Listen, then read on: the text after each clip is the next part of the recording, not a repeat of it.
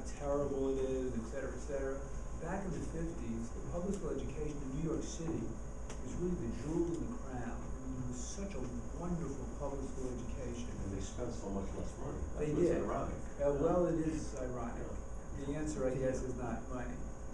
The answer to me is middle-class students. What happened in New York, I think, is I spent a year in Moms stayed home too. And They did. Moms stayed home. They did. There weren't working people No. in daycare and No, stuff. a lot of moms did stay home. My mother did. And the legal, I'll help you because I know, listen, the teachers lived in the neighborhood. Right. So when you would see that, like in my apartment house, one of the teachers lived there, you'd always see the teachers, you know, and they'd know you. Right. And so that was another thing, that today it's different, completely different. That's true. The teachers, right. No, you're right, absolutely. Well, anyway, let me talk, maybe some of you will go back and recognize yourself in this little story here. This is called Elementary School Memories.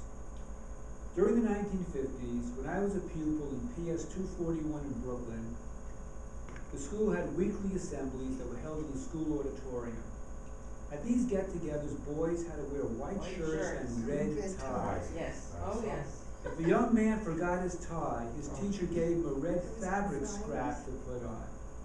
Young ladies were required to wear a specified outfit as well.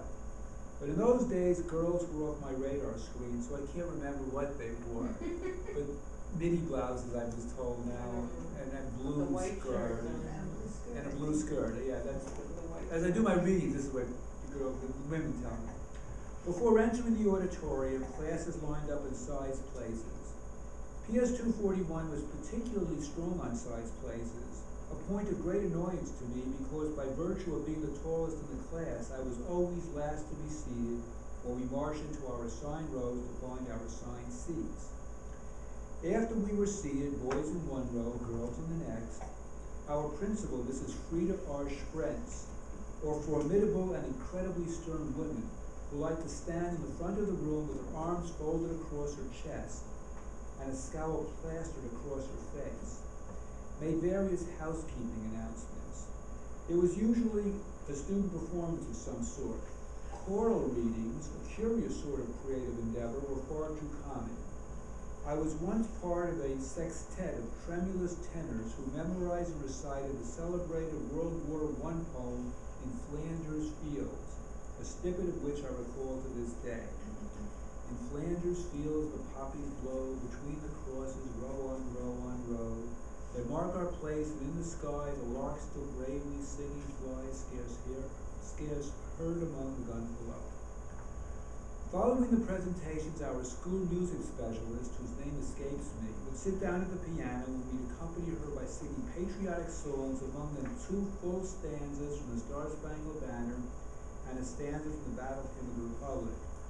We also sang hymns such as the Lord's Prayer, The Lord is my shepherd, and We Gathered Together. Yep.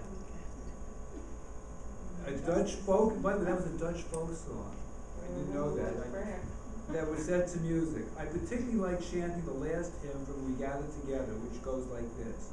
We gathered together to ask the Lord's blessing.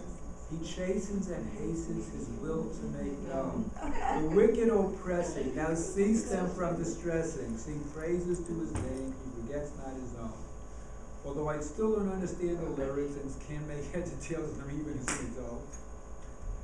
There were lots of interruptions during the school day for money collecting. In the morning, milk and cookie money was gathered so we could consume those items at recess. In the springtime, seeds and bulbs were sold for home planting, which in my case meant flower pots on the windowsill gardening. And one day each week, teachers collected envelopes from us that contained cash wedged into student thrift account bank books issued by the East New York Savings Bank. Capitalism was clearly alive and well in PS 241 in the 1950s. And then I talk about a little incident, talk about teachers being in the neighborhood. This incident's always stuck out of my mind. When I was in the 6th grade, my best friend, Howard Tudor, dared me one day to shout Izzy at our workshop teacher, Mr. Broder, who was walking across the street from a pizza parlor where we were having lunch. Never one to shirk a challenge, I screamed out that appellation, and to paraphrase a line from a popular 20th century vaudeville sketch, Slowly he turned, and step by step, inch by inch, Mr. Broder started to advance toward us. Howard ran away, but I stood my ground, hoping I hadn't said anything too offensive to my shop teacher. Not a good move. After he whacked me across my face with an open palm, Mr. Broder shrieked, "How dare you make fun of my name? My name, Israel, appears in the Bible X times. I forget the exact number that X was, but it was definitely a large one. How many times does your name appear in the Bible?" I didn't know the answer to Mr. Broder's question, and even if I did, I'm sure that the name Marty isn't found as many times in the good book as his name is. Praying that he wouldn't tell my parents what I had done, I profusely apologized to my aggrieved instructor and blamed the whole incident on Howard, saying that I had no idea what I was yelling out and would never do anything like that again. Mr. Broder accepted my apology and said he trusted that I had learned something from the incident. I, of course, had learned something. I had learned that Howard Tudor was a no-good, rotten rat thing, and that Mr. Broder was a nutcase who wouldn't get into trouble from hurting me, because if I told my parents what had occurred, they would take his side, not mine. Now, I spent a career in the New York City school system, and I can tell you that these days, the teacher slapped the child across the face, the parents of the child would slap the teacher with a lawsuit. But in those days, you would never think of that. And I was really scared if I told my parents, my father would hit me again for saying that. Oh, you were a teacher too? In New York City? Where about? Elementary, the Bronx. Oh, wow, good for you. Very similar. At 110 Livingston Street, which, you know what's become of it now? Yeah, Co-op. Co-op. But I remember going to school. Are you a teacher too? Where did you teach? No, I didn't teach much myself, and then I went back and done the ministry, but I didn't want to teach. Oh, great. Oh, I there went we go. for one thing, during that time, was my friend, I didn't know. Picture taking of teachers? She's thrown to one thing. Really? That's the least of the scams. I know, So that that's was the interesting. But one time the least. Well, it's better off in the co-op because that's where they knock the building down. I also went to Erasmus Hall High School. A year or two ahead of me was Barbara Streisand. Right. She was a bright kid. She graduated with a 91 grade point average. And then the moment she graduated, headed right to Manhattan to start a singing career. In her class, Bobby Fischer, who dropped out of Erasmus because he said formal education, he had nothing more to learn than formal education. I know he did okay for himself. Is it Bobby, really?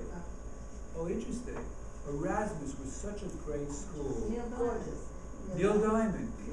Mae West. Who knew? Mickey Spillane. Not only was it a gorgeous school, but I mean, the caliber of teacher and student. I have a quote here from the National Science Foundation, that Erasmus sent more students got science PhDs from Erasmus than any other high school, private or public, in the country back then. So you can see what kind of public education was happening in the 50s. It was just phenomenal. City College was as good as Columbia back in the 1950s. It was just the kids who couldn't afford to go to Columbia to get in went to City College. That's right, at Levinson Stadium. Did you go to City College? I did for 2 years, then I transferred to Queens because my parents moved out to Queens. I went to Hunter. Just as good. I know. Hunter. I mean, I'm in the City University. I mean, they were all fabulous. They were. They're coming back. That's so I've been They'll told. have a long way. Well, they're coming back. Also, I talk about in the book, I'm living in a material world. You know, the suburbs started in the 50s. Partly, I just was reading a book, and I think I agree with this guy, partly because of the fear of the atomic bomb, the government decided, gee, you know, it wouldn't be good to have everyone living in cities. Because if the bomb dropped, everyone would be wiped out, small, because they're living so densely packed. So in 1956, Eisenhower signed the Federal Highway Act, and they built all these great highways, which we have today. And so people could easily get out to the suburbs. And so people moved to the suburbs, and the first suburbs were right here on Long Island. Levittown, Bill Levitt built the first suburb of Levittown. All these cookie cutter houses, no basements, slab, they all looked alike, and there were waiting lists months to get into Levittown.